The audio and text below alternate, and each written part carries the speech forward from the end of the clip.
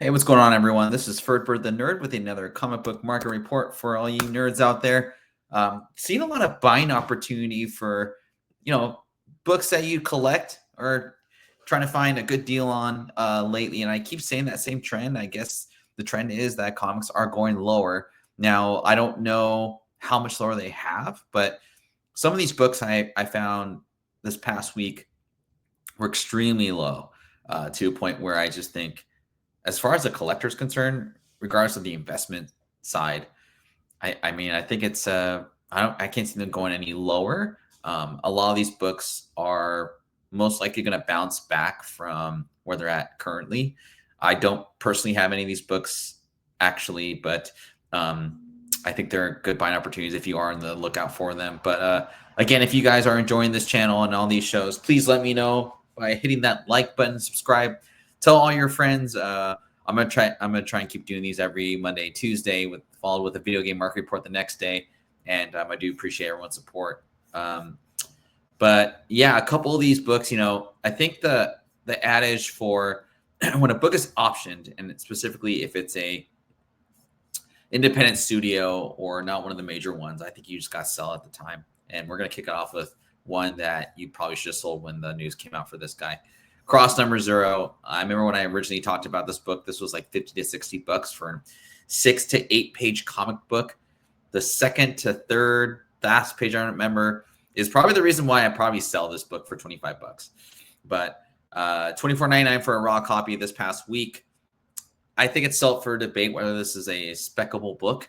It's just going to be really hard for this to come to fruition unless it's like on HBO like Max at nighttime with the NC-17 rating. I just don't know how this will come about, in real life action. So Garth Ennis was on something when he wrote this series, but it is intriguing. So if you guys reading really weird ass shit, go for it.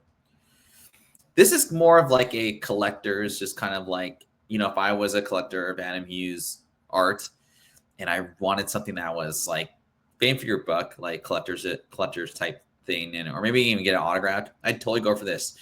It's the July Wizard from 1997, I believe. It's Wizard issue 83. If you notice here, all of these females are drawn by Adam Hughes. It's $5 to $12 for a nice copy. I've seen them as low as like $5 for a sealed copy, or maybe even $1. It's a gatefold, so this is actually the portion where Wonder Woman is. That's the end of the cover. But if you actually open up the Wizard, that is the full gatefold. But yeah, I thought this was a nice little pick. I think Wizard magazine is going to have, maybe not, but like, I think there's some opportunity there if you're really like digging, or if you want to know more about like the hobby and how like guys like me like got their entertainment. I mean, this is a great nostalgia buy, and they're really cheap. I mean, $5 to $12 for a nice copy, or even a sealed copy of these, and there's always fun stuff with it. In fact, I kept an AOL online CD from one of the issues I opened up, and it was pretty cool. So Adam Hughes, number 83, July Wizard. Next up, Aliens versus Avengers. This is a newer comic book. This was up to like $20 when I first saw it. Aliens versus Avengers. I'm sorry. Cool concept, and it's a cool cover. I think, it's nice that Marvel is really pumping the Aliens franchise. I think it's an underserved franchise, honestly. I probably wouldn't do a cartoon series. I think that, and I'm not sure if this is true, but I think a real life like miniseries would be really, really smart. $7.99. It's dropped down quite a bit for a near mint. And I guess watch out for the additional 80 prints are coming out for this cover as well. I think there's a second print, a third, fourth, and maybe a fifth. But these covers are pretty cool. So if you're an Aliens fan in general, I say go for it. But it's come down quite a bit. The FOMO is gone. Another option news comic book that you probably should have sold when the option news came out. I remember when Mass Effect was coming, or when Mass Effect news was coming out, that there was rumors that it was optioned. This book went up to like $30. It's now $10 to $17.99 for near mint. I say get the video game. I say get the special edition video game if you really are speccing on Mass Effect. This is a mass printed video game, so you probably won't get a ton for it, but there are special editions out there for it. With that said, the miniseries of this Mass Effect comic book series is pretty cool. The covers are pretty nice, and the Dark Force just does a really good job with the fonts here and just kind of the covers. It's very digital like, but pretty cool. So Mass Effect, Dark Horse. Next up, we have Ultimatum #1, the Finch cover. $800 for a 9.8 sign. I know this is pretty limited, and I don't remember when this book came out, but I think for a Magneto book and for like these X-Men books are kind of in an odd lull right now. There might be a nice opportunity to pick up some keys, and not necessarily first appearances from like the Silver Age, but you know, if you don't have that much money to invest in, it might be a good idea to get those rare like Psylocke. I highlighted Psylocke last week, or you know, these amazing ratio covers of villains that are going to be part of the X-Men franchise. So I thought that was a pretty high amount to pay for a 9.8. However, you know, people are going to pay what they want to pay for certain things. So it was a pretty good series. I mean, as far as readability, it was pretty good. Ultimatum, I did enjoy it. I don't remember it all too well, but I do remember I did enjoy it. So Wolverine #88, 9.8 direct went for $228. This was $350 to $400 when the movie came out. So obviously the FOMO, you know, when the trailer came out for this, for Wolverine, Deadpool 3, if you want to be technical with it, all these books just went up so fast. And you know, if you had bought this during COVID times, that was the time to sell it, and then maybe rebuy it now. I did that with a certain book a couple weeks ago. That we'll see what happens with that. But 228 for a 9.8 direct, I mean, that's respectable. There's a newsstand that I think they go for $500, but I never really personally liked this cover. I thought it didn't really look like Deadpool to me. It looked like it just looked creepy, and I didn't like the fact that there's two different colors as opposed to like more colors. But it's just not my thing. No hate though. I just personally didn't really like this cover. But if you do want it, $228 for 9.8, which I think isn't too bad. Before I get into the next slide here, I only got a couple left. Guys, do me a favor, hit that like button, subscribe, tell all your friends about it. We're at 831. We lost about 8 subscribers since we stopped doing live shows. So kind of heart-wrenching, not really. But I do enjoy doing these market reports for the community, and I appreciate you all. So I appreciate all your guys' support. And without further ado, let's get on to the next one. Punisher, the 1986 miniseries. Now, this is my favorite Punisher cover of all time. It's like action in art. $520 for a 9.8 direct, which I thought was really healthy for you know, a modern age, copper age comic book. The newsstand's the way to go if you're investing long term in this book, though.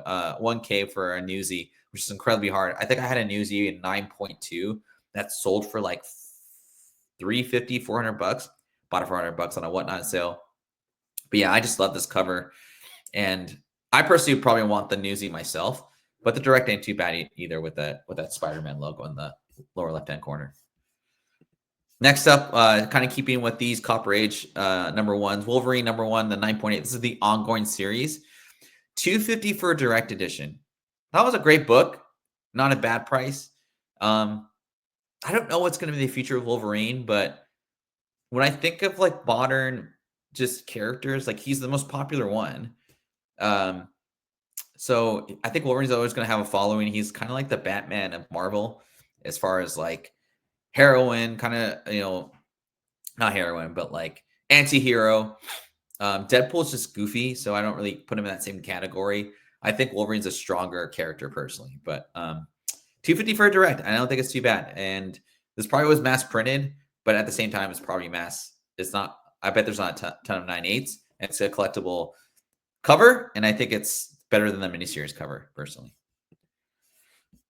And last but not least, the Authority #1. Now, when this book, oh, sorry, this isn't even a first appearance, but I remember when the series option news came out, I sold 1 through 12, not even the full set, for like $250, and I sold a 9.8 of this for $450 to $500. Can't remember that. I think it was probably $500, but $125 for a 9.8.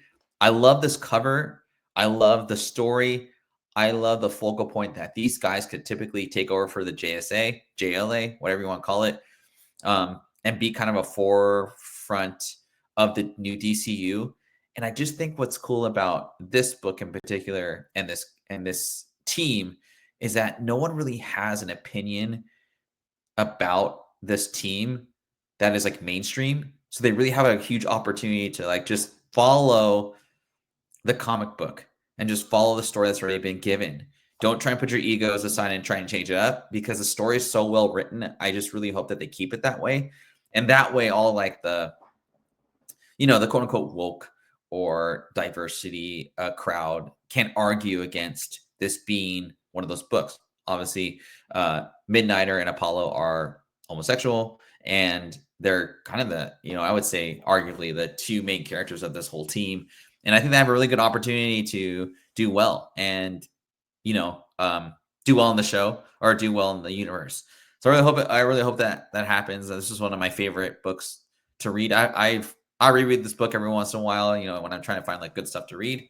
But $125 for 9.8, not bad. And that's our show for the day.